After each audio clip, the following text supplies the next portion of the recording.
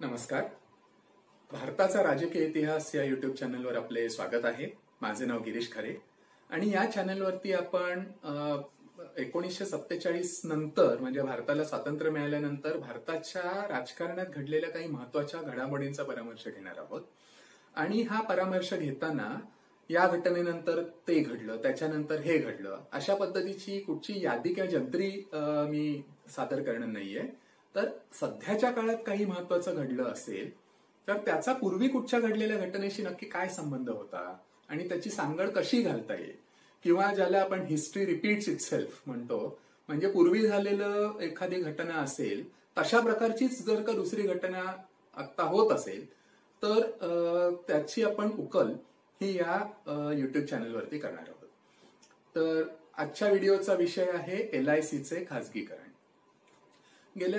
आता आपण सगळ्यांनीच बघितलेलंच आहे की गेल्या काही दिवसांपूर्वी अशी बातमी आली की भारत सरकार आता LIC म्हणजे life insurance corporation of India किंवा भारतीय जीवन विमा महामंडळ या कंपनीचे काही टक्के शेअर्स हे खाजगी वित्तीय संस्था आणि खाजगी व्यक्ती म्हणजे तुमच्या आमच्यासारखे सामान्य लोक यांना विकणार आहे.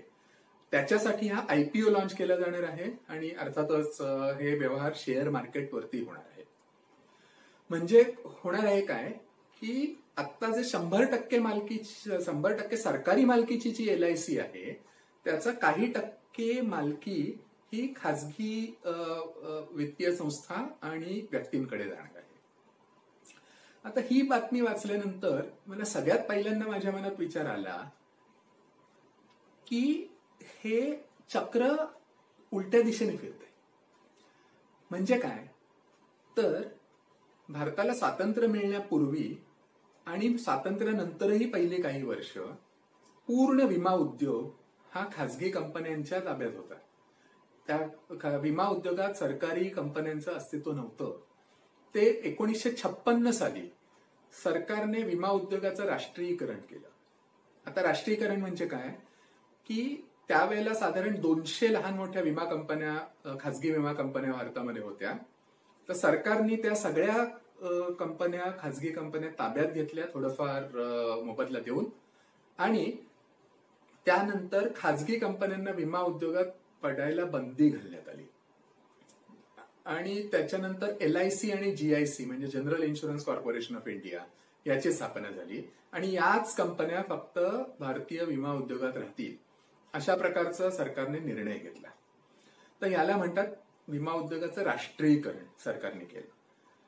आता हे विमा उद्योगाचं राष्ट्रीयकरण नक्की का आणि कोणत्या परिस्थितीत केलं हा या व्हिडिओचा विषय असणार आहे.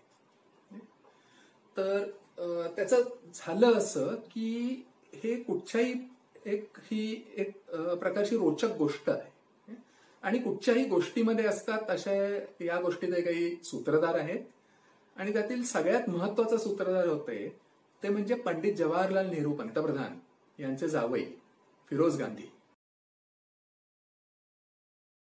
हे इंदिरा गांधींचे पती पण होते. हे सगळ्यात महत्वाचे सूत्रधार या कथेतले. त्याबरोबरच या कथेमध्ये आणखी काही सूत्रधार होते. आता ते दुसरे सूत्रधार होते ते होते रामकृष्ण दालमिया आणि जयदयाल दालमिया, हे दालमिया भावंड. आता हे कोण होते तर हे रामकृष्ण आणि जयदयाल हे भारतातले त्यावेळचे आघाडीचे उद्योजक होते. अनेक वेगवेगळ्या प्रकारच्या उद्योगांमध्ये यांनी आपलं साम्राज्य उभं केलं होतं.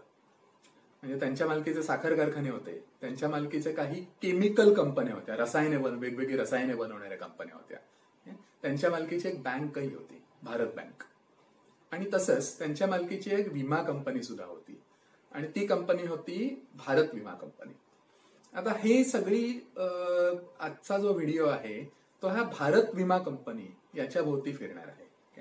तर लक्षात ठेवायचं म्हणजे ही भारत विमा कंपनी आणि इतरही काही कंपन्या या रामकृष्ण आणि जयदयाल दालमिया या दालमिया भावंडांच्या मालकीच्या होत्या. त्यांचं खूप मोठं साम्राज्य होतं आणि असं म्हणतात की 1950च्या दशकाच्या मध्यामध्ये त्यांचं एकूण मालमत्ता 100 कोटी इतकी होती. म्हणजे कल्पना करा, 1955-56 मध्ये 100 कोटी म्हणजे केवढं मोठं साम्राज्य असेल ते. तर हे या कथेचे दुसरे सूत्रधार. आणि कथेचे तिसरे सूत्रधार आहेत हे जैन भावंड, शांतीप्रसाद आणि श्रेयांश प्रसाद जैन ही भावंड. आता हे कोण होते? शांतीप्रसाद जैन हे रामकृष्ण दालमियांचे जावई होते. म्हणजे रामकृष्ण दालमियांच्या एका मुलीचं लग्न हे या शांतीप्रसाद जैन यांच्याशी झालेलं होतं. आणि अर्थातच हे शांतीप्रसाद आणि श्रेयांश प्रसाद जैन हे भावंड सुद्धा उद्योजक होते आणि त्यांचंही वेगवेगळ्या प्रकारच्या उद्योगांमध्ये साम्राज्य पसरलेलं होतं. आता या गोष्टीची सुरुवात आपल्याला करायची असेल तर आपल्याला मागे जावं लागेल 1946-47 सालापर्यंत. आता भारताला स्वातंत्र्य मिळणार हे जवळपास नक्की झालेलं होतं. आणि त्यावेळेला टाइम्स ऑफ इंडिया चालवणारी कंपनी होती बेनेट कोलमन. या बेनेट कोलमन कंपनीचे शेअर्स हे बहुसंख्य इंग्रज मालकांच्या ताब्यात होते. त्यामुळे त्या कंपनीचे मालक हे ब्रिटिश मालक होते. आणि जसं भारताला स्वातंत्र्य मिळणार हे जवळपास नक्की झालं तेव्हा त्यांना हे कंपनीचे शेअर्स आपले विकून त्याचे पैसे करून त्यांना इंग्लंडला परत जायचं होतं. तर या कंपनीचे शेअर्स बेनेट कोलमन हे टाइम्स ऑफ इंडिया चालवणाऱ्या कंपनीचे, वृत्तपत्र चालवणाऱ्या कंपनीचे शेअर्स विकत घेणाऱ्या 2 कापड गिरण्या होत्या. आणि त्या 2 कापड गिरण्यांची नावं होती शापूरजी भरूचा कापड गिरणी आणि दुसरी होती मधोसी धरमसी कापड गिरणी. या 2 कापड गिरण्या होत्या या दालमिया भावंडांनी विकत घेतल्या होत्या. म्हणजे गंमत बघा की दालमिया भावंडांनी कापड गिरण्या विकत घेतल्या आणि या कापड गिरण्यांनी टाइम्स ऑफ इंडिया चालवणाऱ्या कंपनीचे शेअर्स विकत घेतले.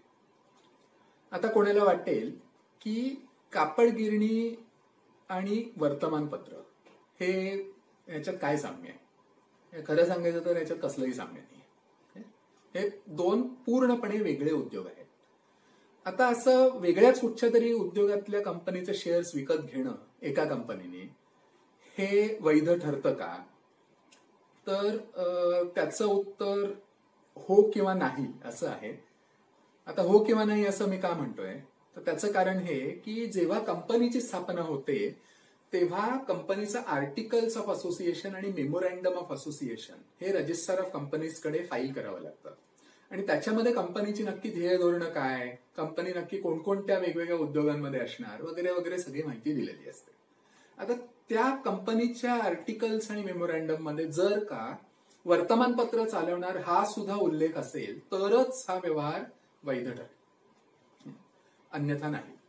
कारण वेगळ्याच कुठच्या तरी उद्योगातील कंपनीचे शेअर्स विकत घेतले ज्याचा कंपनीच्या ध्येय धोरणांशी काहीही संबंध नाही असा त्याचा अर्थ होईल. आता त्याचं झालं असं की 6 डिसेंबर 1955 रोजी नेहरूंच्या मंत्रिमंडळातील महसूल मंत्री होते MC शहा यांनी इन्शुरन्स लॉ म्हणजे विमा कायद्यामध्ये सुधारणा करण्यासाठी एक विधेयक लोकसभेमध्ये मांडलं होतं. आणि त्या विधेयकावरती जी चर्चा झाली त्याच्यामध्ये फिरोज गांधी यांनी हा सगळा गौप्यस्फोट केला होता. आणि तेव्हा फिरोज गांधींनी हाच प्रश्न पहिल्यांदा उपस्थित केला की कापड गिरणी चालवणाऱ्या कंपनीनी वर्तमानपत्र चालवणाऱ्या कंपनीचे शेअर्स विकत घेणे वैध आहे का? आता हे फिरोज गांधींचं भाषण होतं ते खूप मोठं होतं. म्हणजे जवळपास 2 तासापेक्षा जास्त काळ ते भाषण चाललेलं होतं. आणि आजही लोकसभेच्या संकेतस्थळावरती हे भाषण उपलब्ध आहे. तारखेची नोंद करा, 6 डिसेंबर 1955. म्हणजे कोणालाही जर का त्या लोकसभेच्या संकेतस्थळावरती जाऊन ते भाषण बघायची इच्छा असेल, वाचायची इच्छा असेल तर ते करता येईल. म्हणजे मी तुम्हाला ही सगळी माहिती सांगत आहे ती मी स्वतः त्याच भाषणातून घेतलेली आहे. तर हे 1946-47 सालची गोष्ट. आता कोणाला प्रश्न पडेल की मग प्रत्यक्ष डायरेक्टली हे रामकृष्ण दालमिया आणि त्यांचे बंधू जयदयाल दालमिया यांनी डायरेक्टली हे कंपनीचे शेअर्स का विकत घेतले नसावे बेनेट कोलमनचे? तर त्याचं कारण आहे. तर त्याचं कारण हे की त्यांना या व्यवहारातून थोडे पैसे काढायचे होते. म्हणजे काय? तर आता इथे खरी गंमत सुरू होते. आता झालं असं की हे जे शापूरजी ब्रोचा आणि मधोसी धरमसी या दोन कापड गिरण्यांचे जे कापड गिरण्यांनी बेनेट कोलमनचे शेअर्स विकत घेतले होते ते 3 व्यक्तींच्या नावाने या 2 कापड गिरण्यांनी हस्तांतरित केले. आता या 3 व्यक्ती कोण होत्या? तर रामकृष्ण दालमियांचे बंधू जयदयाल दालमिया हे पहिले, त्याच्यानंतर शांतीप्रसाद जैन म्हणजे रामकृष्ण दालमियांचे जावई आणि श्रेयांश प्रसाद जैन म्हणजे त्या जावयांचे बंधू. तर या तिघांच्या नावाने हे बेनेट कोलमन कंपनीचे शेअर्स हस्तांतरित करण्यात आले कमी किमतीला. आणि काही महिन्यातच या तिघांनी ते शेअर्स परत त्या कापड गिरण्यांना विकले जास्त किमतीला. तर म्हणजे गंमत लक्षात येते. तर त्याच्यातून झालं असं की या तिघांना ज्या किमतीला शेअर्स विकत घेतले आणि ज्या किमतीला शेअर्स विकले या दोघांमधला जो फरक होता तो या 3 व्यक्तींच्या खिशामध्ये गेला. आता कोणी म्हणू शकतं मग याच्यामध्ये बेकायदा काय आहे? आपण आता शेअर मार्केटमध्ये जे व्यवहार करतो त्याच्यात सुद्धा हेच तर करतो. म्हणजे एका किमतीला शेअर विकत घ्यायचे आणि वाढलेल्या किमतीला विकायचे. मग त्याच्यामध्ये अवैध काय आहे? तर अवैध आहे त्याचं कारण या कापड गिरण्यांना बेनेट कोलमन कंपनीचे शेअर्स विकत घ्यायचा जो पैसा होता तो कुठून आला होता? तर तो आला होता भारत इन्शुरन्स कंपनीकडनं. म्हणजे गंमत लक्षात येते की भारत इन्शुरन्स कंपनी या कंपनीला लोकांनी तुमच्या आमच्यासारख्या सामान्य लोकांनी प्रीमियम भरले होते. ते कशा करता? आता ही कंपनी होती जनरल इन्शुरन्समध्ये आणि ते प्रॉपर्टी इन्शुरन्स विकायची. म्हणजे काय की कोणाच्या मालमत्तेला समजा आग लागली किंवा अन्य काही कारणाने काही नुकसान झालं तर त्याच्यापासून नुकसान भरपाईचं कवच ही भारत इन्शुरन्स कंपनी ही द्यायची. तर त्याच्या ते नुकसान भरपाईचं कवच घेण्यासाठी लोकांनी भरलेले प्रीमियम होते. हे प्रीमियम भारत इन्शुरन्स कंपनीने दालमिया ग्रुपच्या इतर कंपन्यांना लोन्स अँड ऍडव्हान्सेस म्हणजे कर्जाऊ दिले. आता त्या कंपन्यांमध्ये एक महत्वाचं नाव होतं दालमिया सिमेंट. तर म्हणजे झालं असं की सामान्य लोकांनी जे प्रीमियमसाठी भरलेले पैसे होते ते भारत इन्शुरन्स कंपनीने परस्पर आपल्याच ग्रुपमधल्या दुसऱ्या कंपनीला दालमिया सिमेंटला कर्जाऊ देऊन टाकले. आता याच्यामध्ये प्रॉब्लेम काय होता? तर प्रॉब्लेम असा की असे कंपनीतनं पैसे विमा कंपनीतून पैसे लोकांनी प्रीमियमच्या स्वरूपात भरलेले बाहेर काढणं हे वैध नसतं. याचं कारण असं की समजा कोणाच्या मालमत्तेला आग लागली किंवा दुसरं काही नुकसान झालं तर त्यासाठी नुकसान भरपाई म्हणून कंपनी जी काही रक्कम देईल ती कुठून देणार? तर ती इतरांनी भरलेल्या प्रीमियम मधून देणार. आणि आता तीच रक्कम जर का अशी कंपनीच्या बाहेर नेली तर ही पैशाची अफरातफर होते. हा गैरव्यवहार होतो. तर नेमकं या दालमिया बंधूंनी हेच केलं. आणि पुढे दालमिया सिमेंट आणि इतर कंपन्यांनी हेच पैसे या 2 कापड गिरण्यांना कर्जाऊ म्हणून दिले. म्हणजे झालं असं की या कापड गिरण्यांकडे जे आलेले पैसे होते ज्या पैशातून त्यांनी बेनेट कोलमनचे शेअर्स विकत घेतले ते कुठून आले होते? तर ते शेवटी आले होते ज्या लोकांनी विम्याचे प्रीमियम भरले होते त्याच्यातून आले होते. आणि लोकांनी प्रीमियम कशा करता भरले होते? कोणाला तरी बेनेट कोलमनचे शेअर्स विकत घ्यायला म्हणून, उपयोगी पडावेत म्हणून? नक्कीच नाही. लोकांनी प्रीमियम भरला होता की त्यांना काही नुकसान झालं तर त्याची भरपाई मिळावी म्हणून. तर हा शुद्ध गैरव्यवहार होता. आणि तो गैरव्यवहार फिरोज गांधींनी आपल्या भाषणामध्ये उघडकीला आणला. आणि आता हे मी सांगतोय हे खूप थोडक्यामध्ये आहे. म्हणजे प्रत्यक्षात जे झालेले व्यवहार होते ते खूपच गुंतागुंतीचे होते. पण त्या सगळ्याचा काही परामर्श मी या व्हिडिओमध्ये घेत नाहीये. आणि आता एक प्रश्न असा पडेल की हे कोणाच्या लक्षात आलं नव्हतं का? तर हे लक्षात नक्कीच आलं होतं. तर सगळ्यात पहिल्यांदा जे कंपनीचे जे ऑडिटर्स होते आता हे ऑडिटर्स कोण होते तर फर्ग्युसन म्हणून ऑडिटर्स होते आणि दुसरे होते बिलीमोरिया ऑडिटर्स.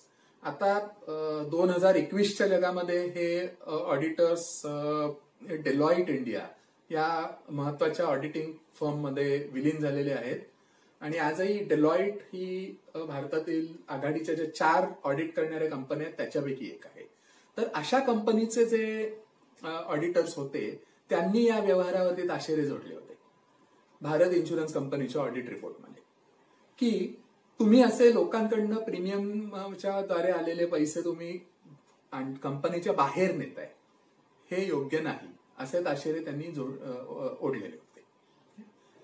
त्याचबरोबर 1951-52 मध्ये सुद्धा या भारत इन्शुरन्स कंपनीमध्ये अशाच प्रकारचे काही अफरातफरीचे व्यवहार झालेले होते.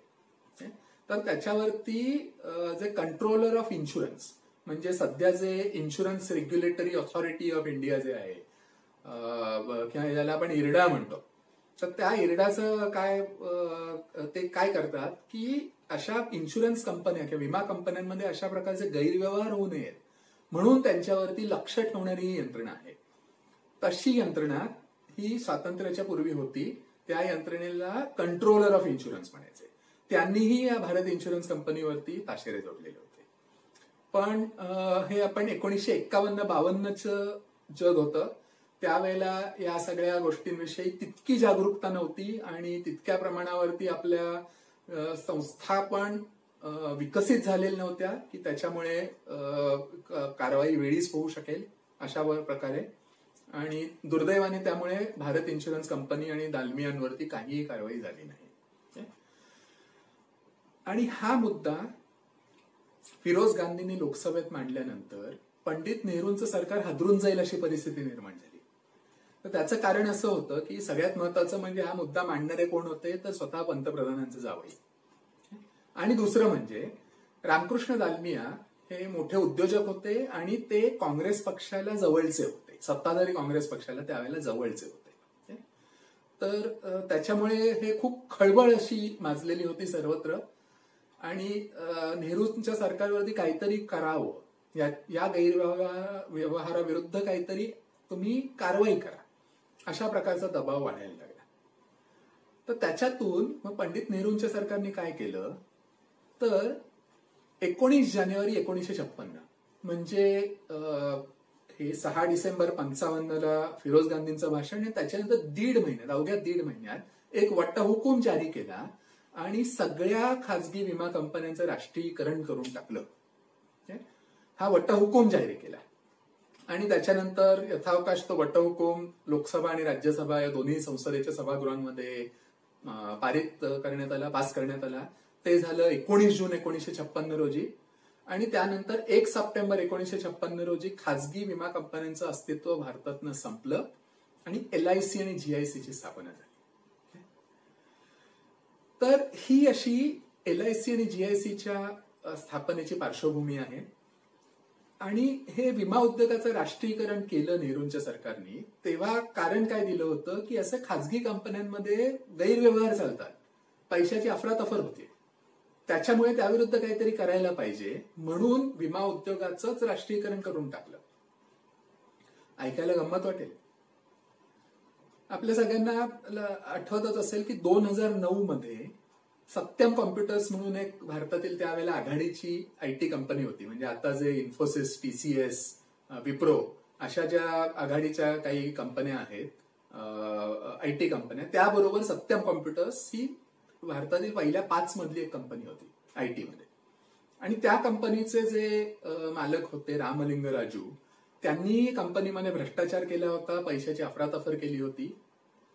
आणि मग नंतर झालं काय तर टेक महिंद्रा कंपनीनी सत्यमला टेक ओव्हर केलं. म्हणजे सत्यम कंपनी त्या टेक महिंद्रामध्ये विलीन करण्यात आली. तर अशा प्रकारे त्याविरुद्ध कारवाई करण्यात आली. पण नेहरूंच्या सरकारने काय केलं की एका विमा कंपनीमध्ये गैरव्यवहार झाला म्हणून सगळ्याच विमा उद्योगाचं राष्ट्रीयकरण केलं. म्हणजे सत्यममध्ये भ्रष्टाचार झाला, सत्यममध्ये गैरव्यवहार झाला म्हणून पूर्ण IT उद्योगाचं राष्ट्रीयकरण करायचं का? म्हणजे इन्फोसिसचं राष्ट्रीयकरण करा, TCS आणि विप्रो आणि अगदी कीर्तने पंडित पुण्यातील स्थानिक IT कंपनी सगळ्या कंपन्यांचं राष्ट्रीयकरण करून टाकायचं एका कंपनीमध्ये भ्रष्टाचार आला म्हणून. तर नेमकं हेच पंडित नेहरूंच्या सरकारने केलं होतं.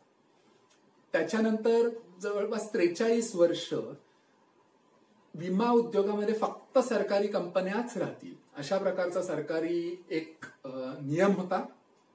आणि त्याच्यानंतर 1999 साली यशवंत सिन्हा जे अटल बिहारी वाजपेयींच्या सरकारमध्ये अर्थमंत्री होते, त्यांनी जे 1999चा अर्थसंकल्प सादर केला होता त्याच्यामध्ये हे एक प्रस्ताव होता की विमा उद्योगामध्येही खासगी कंपन्यांना उतरू द्यावं. म्हणजे आता आपण जे ICICI प्रुडेन्शियल आणि HDFC लाईफ आणि बिर्ला सन लाईफ वगैरे अशा वेगवेगळ्या ज्या खासगी विमा कंपन्या बघतो, तर त्या कंपन्या विमा उद्योगात आल्या यामागे यशवंत सिन्हांनी 1999 साली जाहीर केलेला तो निर्णय होता. आता असं विमा कंपन्यांचं खासगीकरण राष्ट्रीयकरण करणं एका कंपनीमध्ये भ्रष्टाचार झाला म्हणून हे कितपत समर्थनीय होतं. तर हा जो निर्णय आहे तो मी प्रेक्षकांवरतीच सोडतो की तुम्ही ठरवा तुमच्या मते हा निर्णय समर्थनीय होता की नव्हता. बरं, खासगी विमा कंपन्यांमध्ये भ्रष्टाचार होतो म्हणून सरकारने राष्ट्रीयकरण केलं विमा उद्योगाचं. मग आता LICची स्थापना झाल्यानंतर भ्रष्टाचार झाला नाही असं आहे का? तर असं नक्कीच नाही. तर किंबहुना LICची स्थापना झाल्यानंतर वर्षभरातच भ्रष्टाचाराचं LIC मधलं प्रकरण उघडकीला आलं आणि भारतामध्ये जी सरकारी पातळीवरच्या भ्रष्टाचाराची मोठी मांदियाळी जी आहे त्यातलं पहिलं प्रकरण ज्याला आपण हरिदास मुंद्रा स्कॅम किंवा हरिदास मुंद्रा घोटाळा असं म्हणू, तर तो घोटाळा LICची स्थापना झाल्यानंतर वर्षभराच्या आतमध्ये झालेला होता. आता त्या घोटाळ्याविषयी आपण बघणार आहोत पुढच्या व्हिडिओमध्ये. आता हा व्हिडिओ संपवण्यापूर्वी अजून थोडीशी या व्हिडिओमधले जे काही सूत्रधार सांगितले त्यांच्याविषयी थोडीशी माहिती देतो. तर जे रामकृष्ण दालमियांचे बंधू होते, जे जयदयाल दालमिया हे म्हटलं, तर सध्या जे दालमिया भारत म्हणून एक कंपनी आहे जी साखर कारखाने चालवते, त्या कंपनीचे प्रमुख आहेत संजय दालमिया. तर हे जयदयाल दालमिया हे संजय दालमियांचे आजोबा होते आणि विश्व हिंदू परिषदेचे एक महत्वाचे नेते होते विष्णू हरी दालमिया. गेल्या काही वर्षांपूर्वी त्यांचं निधन झालं. तर हे जे विष्णू हरी दालमिया आहेत ते संजय दालमियांचे वडील आणि जयदयाल दालमियांचे चिरंजीव होते. आणि हे या कथेतल्या पहिल्या सूत्रधाराविषयी. तसंच अजून आपण बघितलं की शांतीप्रसाद जैन हे कथेतले दुसरे सूत्रधार होते. तर हे कोण? तर हे भारतातले आघाडीचे उद्योजक होते आणि त्याचबरोबर हे आघाडीचे म्हणजे त्यांचं दातृत्व खूप मोठ्या प्रमाणावर त्यांनी दानधर्म केलेला आहे. जर ज्ञानपीठ अवॉर्ड, ज्ञानपीठ पुरस्कार जो भारतीय साहित्यिकांना देतात, तर त्या पुरस्काराची स्थापना ही शांतीप्रसाद जैन आणि त्यांच्या पत्नी रमादेवी या दोघांनी मिळून केलेली होती. तर ही थोडीशी या कथेतल्या सूत्रधारांविषयी माहिती. तर आता आपण पुढच्या व्हिडिओमध्ये बघणार आहोत LIC मध्ये जो भ्रष्टाचार झाला LICची स्थापना झाल्यानंतर एका वर्षातच, तर त्या भ्रष्टाचाराचं प्रकरण नक्की काय होतं हे आपण बघणार आहोत हे पुढच्या व्हिडिओमध्ये. आता हा व्हिडिओ तुम्हाला आवडला तर तुमच्या काही अभिप्राय असतील, तुमच्या काही प्रतिक्रिया असतील तर ते जरूर खाली कॉमेंट सेक्शन मध्ये लिहा. मी पहिल्यांदाच असा युट्यूबवरती हा व्हिडिओ रेकॉर्ड करत आहे, त्यामुळे तुमच्या प्रतिक्रियांचं स्वागत आहे आणि त्यातून काही मला मोलाचं मार्गदर्शन झालं की तुमची नक्की काय अपेक्षा आहे, की काय प्रकारचे व्हिडिओ असावेत, काय नसावं, तर ते पुढील व्हिडिओ बनवण्याच्या दृष्टीने मला खूपच चांगलं होईल. तर भेटूया लवकरच पुढच्या व्हिडिओमध्ये. तोपर्यंत नमस्कार.